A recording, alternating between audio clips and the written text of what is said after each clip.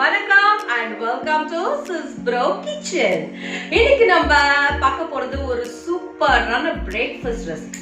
இது நீங்க பிரேக்ஃபாஸ்ட்டும் சாப்பிடலாம், நைட் டின்னருக்கும் சாப்பிடலாம். என்னன்னா ஆப்பம் and தேங்காய் பால். ஆப்பம் and தேங்காய் பால் எப்படி செய்யறதுன்னு பார்க்கலாம்.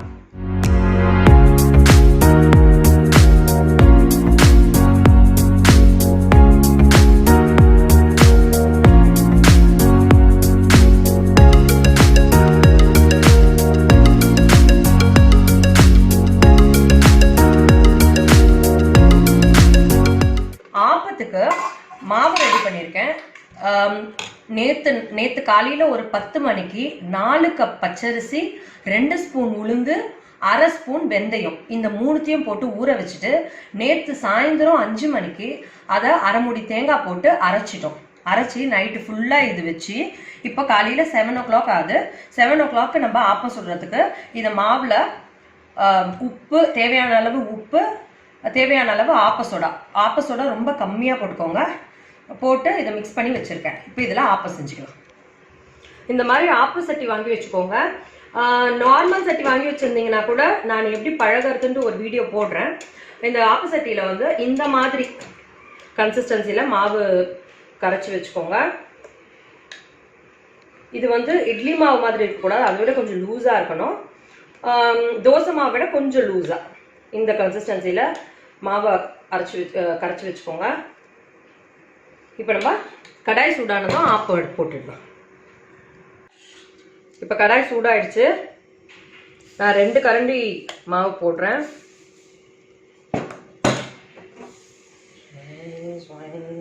இப்படி சுற்றணும். இப்படி சுற்றி வச்சுட்டு இப்படி ஒரு மூடியை போட்டு மூடிடுங்க. இது கொஞ்சம் வேகட்டும். ஒரு 30 செகண்ட்ஸ் இல்லை டு 1 minute, அவ்வளோதான். 30 செகண்ட்ஸ் டு 1 minute இது வெந்துடும், எடுத்துடலாம். இப்போ ஒரு 30 செகண்ட்ஸ் ஆயிடுச்சு. நம்ம எப்படி இருக்குன்னு பார்க்கலாம்.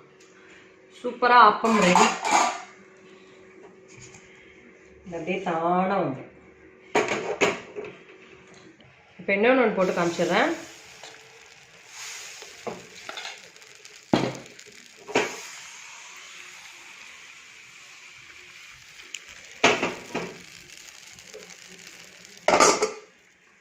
இப்போ 30 செகண்ட்ஸ் ஆயிடுச்சு. நம்ம இது எப்படி இருக்குன்னு பார்க்கலாம்.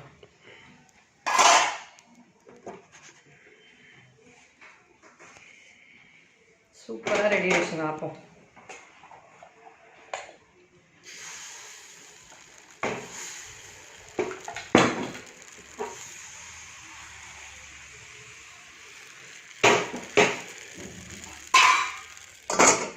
இப்போ திருப்பி ஓப்பன் பண்ணி பார்க்கலாம். சூப்பராக வந்திருக்கு பாருங்க. இந்த மாதிரி ஒன்று ஒன்றா போட்டு எடுத்துக்கோங்க. நம்ம இப்போ தேங்காய் பால் எப்படி பண்ணலாம்னு பார்க்கலாம். 1/2 மூடி தேங்காய், 3 ஏலக்காய், கொஞ்சம் தண்ணி, இதை ஊற்றி அரைச்சி நம்ம பால் எடுத்துக்கலாம்.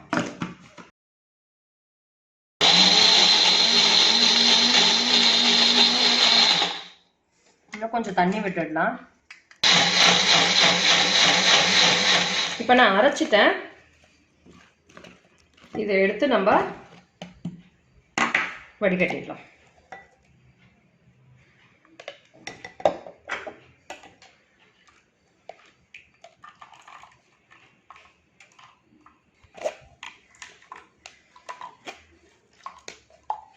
இந்த மாதிரி இதில் கொஞ்சம் தண்ணி ஊற்றி பால் எடுத்துக்கோங்க. இப்போ பால் எடுத்து வச்சுட்டேன். ரொம்ப திக்காமல் எடுக்காதீங்க, ரொம்ப தண்ணியாகவும் எடுக்காதீங்க. இந்த மாதிரி கன்சிஸ்டன்சியில் எடுத்துக்கோங்க. இதில் 1 கப்பு நாட்டு சர்க்கரை எடுத்துருக்கேன். ஒரு பிஞ்சு சால்ட்டு நம்ம அந்த சுகரை என்ஹான்ஸ் பண்ணுறதுக்கு தான் போடுறோம். அதனால சால்ட் ரொம்ப ஒரு பிஞ்ச் மட்டும் போடுங்க, போதும். நாட்டு சர்க்கரை போட்டுக்கிறதுனால இது ப்ரௌனாக தான் வரும், வெள்ளையாக வராது தேங்காய் பால். அவ்வளோதாங்க, சூப்பராக தேங்காய் பால் ரெடி. இந்த கலரில் தான் இருக்கும், காஃபி கலரில். அதனால் ஒன்றும் பிரச்சனை இல்லை. நம்ம நாட்டு சர்க்கரை போட்டுக்கிறதுனால கலர் மாறி இருக்கு. அவ்வளோதாங்க, சூப்பரான சுவையான ரொம்ப ஹெல்தியாக ஆப்பம் தேங்காய் பால் ரெடி.